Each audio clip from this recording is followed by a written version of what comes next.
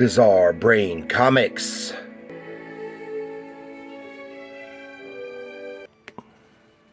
Hello, my comic book friends, and welcome to Bizarre Brain Comics. I am Gary, your host. This is where I like to take a look at some older comics, talk a little bit about the characters and creators, and examine the stories and the art.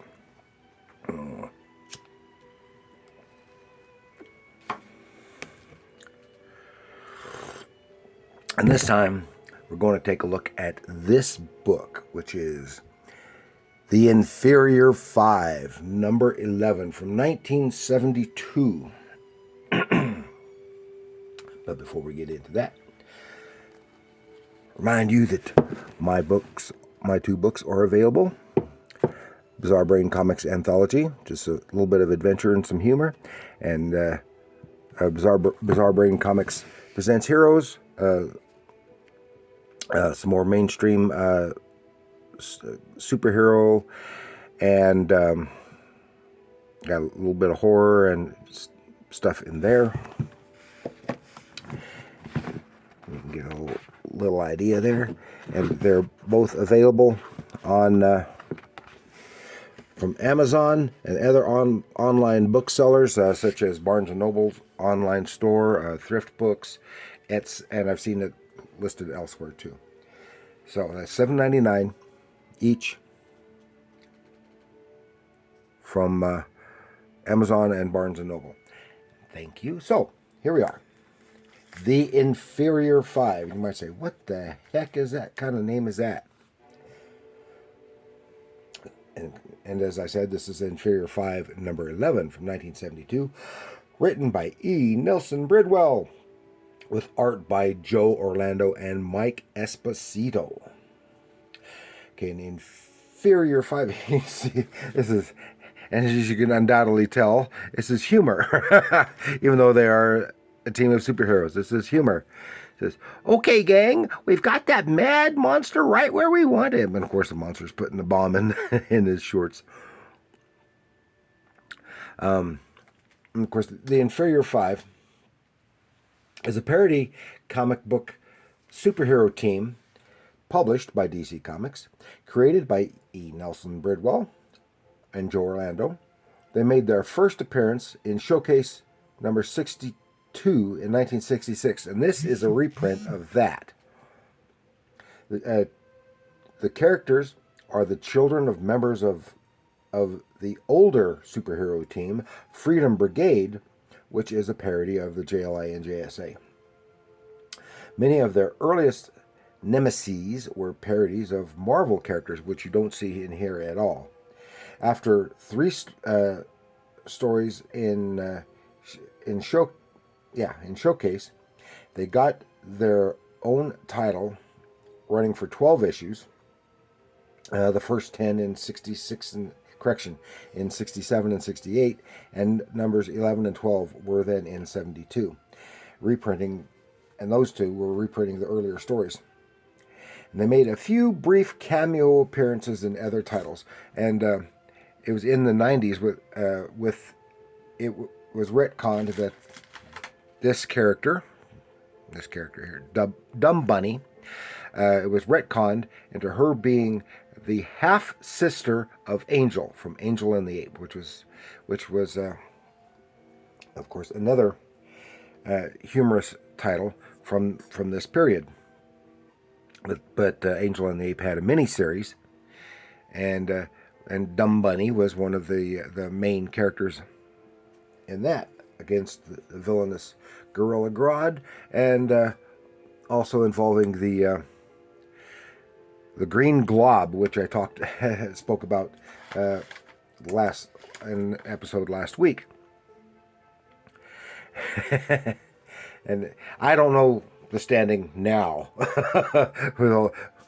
whether there's any, because as far as I know, the most recent iteration of the Inferior 5 had nothing to do with these characters. It was just used the title, and they were a group of mystery solving kids or something like that. I don't know, because I haven't read it, although I think I have 1 or 2 issues of it.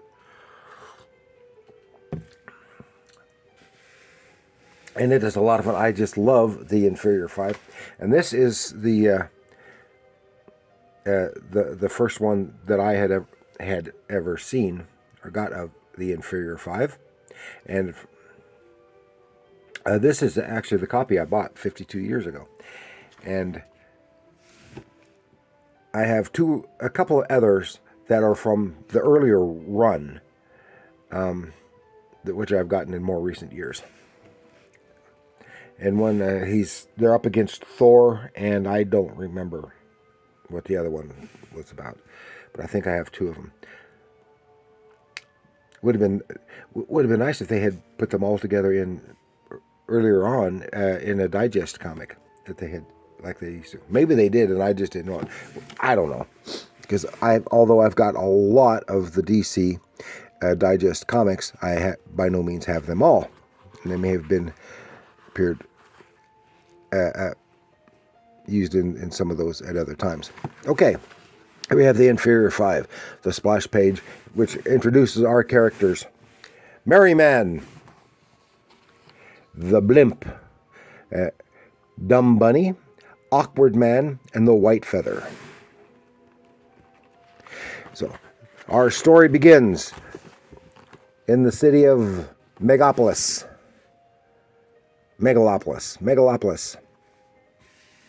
And here's a guy who is a police informant walking down a seedy street next to an old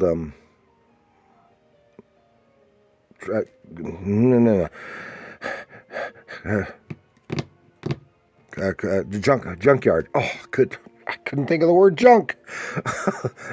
I'm getting old.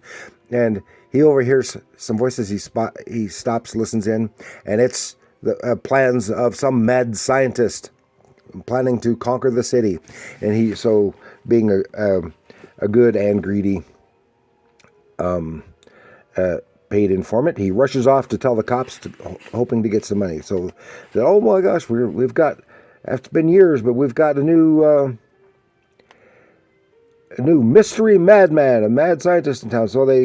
So send out the call to the Freedom Brigade. Then we go to Cosmopolis, where young Myron Victor is leaving home. It turns out he is the children. He is the son of former now retired heroes of an earlier age, the Patriot and Lady Liberty. And they have expected him to take his place, grow up, training him to become a superhero and take in his own right, even though he has no superpowers. And here they are describing the training. We see on the one side the training as they had anticipated it going, and then on the other side how it actually happened.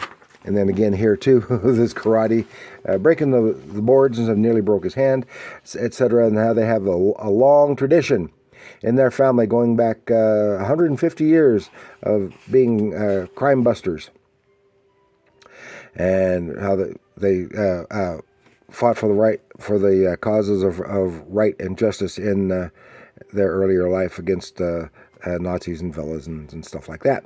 And then it has a poster here showing all the heroes from the Freedom Brigade, which was those two, Patriot, Lady Liberty, Captain Swift, the Bowman, Power Princess, Mr. Might, and the Mermaid. Of course, the Mermaid is supposed to be like Aquaman, but just a female version of Aquaman. Anyway, so he goes off to Megalopolis because now they have this. We've got this message. There's a new menace, and and when you're going to Megalopolis, and you're going to meet up with the other children of the rest of the Freedom Brigade, and you're going to take down this whatever menace it is. Oh my gosh!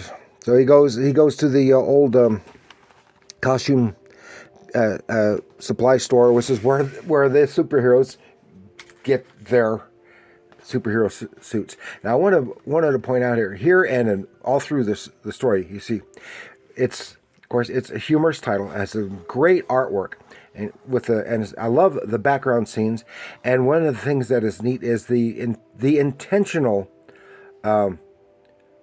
misuse of linear perspective. It's intentionally off kilter, kind of to help convey the humorous, more humorous style. I love the way Joe Orlando has done this. You can see the linear perspective completely off, but and also allows him to show more of the background in this one, and over here in this one as well.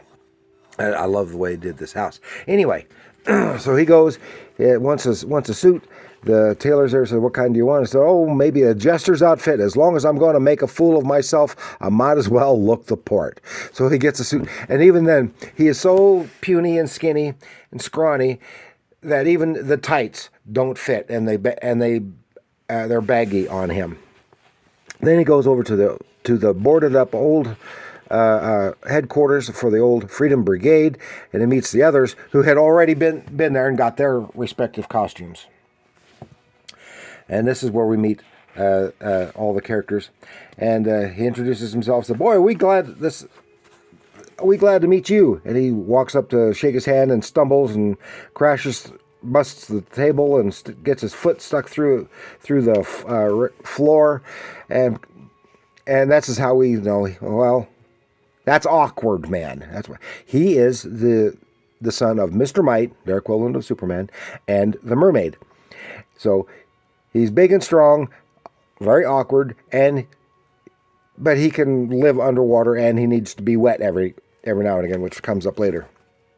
Well, Merryman says, "Oh, we got to help him get his foot out," and the blimp tries to come to the rescue, but all he can do. He is the son of Captain Captain Swift, and he's not swift at all. He's big and plump, and he can just kind of float. That's hence the name the blimp. He can barely move. So Dumb Bunny, the daughter of Power Princess, she's just as strong as her mama ever was, but she's not so bright. But she helps Awkward Man get up and get out of there, and she is the epitome of the dumb blonde, which is not so nice, but she makes a good character. And of course, she is very voluptuous. That is always a point of contention, or not a point of contention, but a point of the story in this and in other iterations, that she is very voluptuous, and she's obviously inspired by Playboy bunnies. Then we meet the White Feather, who's a great archer, but he is a chicken. So that's how now our characters are introduced. Then we go to the robot, and we see our actual villain for the first time, who is Dr. Gruesome, and he lives and works, and he's in this junkyard. He is poor, and again, you get a great example of the offset perspective in the background, which I think works so well to convey the theme and the intent of the stories. And he's using junk, puts together, makes all kinds of goofy inventions, and how he's ranting and raving. He's got his death ray. He just needs a ruby to power the death ray. So he sends his assistant Hermes out to try to find a way to get a ruby. He's out there basically panhandling. Then he spots in a gumball machine in front of a store a ruby ring in there. Of course, it's fake, but yeah, he's dumb. He doesn't have the money to buy to get down to it, to get all the gumballs. So he smashes it, takes the ring, takes off. Then so because this is so weird, the police have called in the Inferior 5, because they took the name the Inferior 5. So this is weird, and then go, let's use rubies and lasers, and laser beams, and because Merryman is their leader, even though he is the least powerful of them, he is the smartest.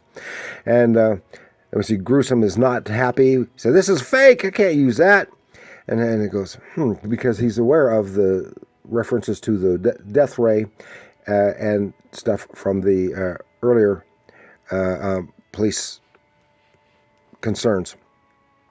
So he puts together, Mad Dr. Gruesome puts together a robot from junk, bathtubs and a wagon and all kinds of junk. and a radio, and sends it off. So he said, that's odd. So while they're there, the robot comes trundling by. Excuse me. Can you tell me where Tuppeny is? Tuppenies, because he's sending the robot to steal this famous ruby on display in Tuppenies department store, which is Tiffany's. And it goes on by. Merryman says, that's kind of weird. They follow it. He shatters the robot, shatters the window, and Awkward Man stumbles and falls, but in the process damages the robot. Then Dumb Bunny, she ties a bow out of the claws, the thing, but it has it takes off. The robot manages to take off or tries to take off with that ruby, but while it's being taken down by the ineptitude of the Inferior 5, only because the robot is more inept.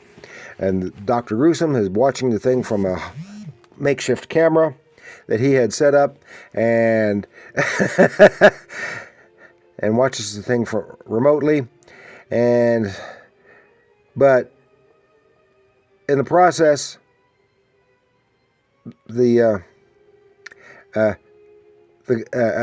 Hermes wound up actually getting or not yet.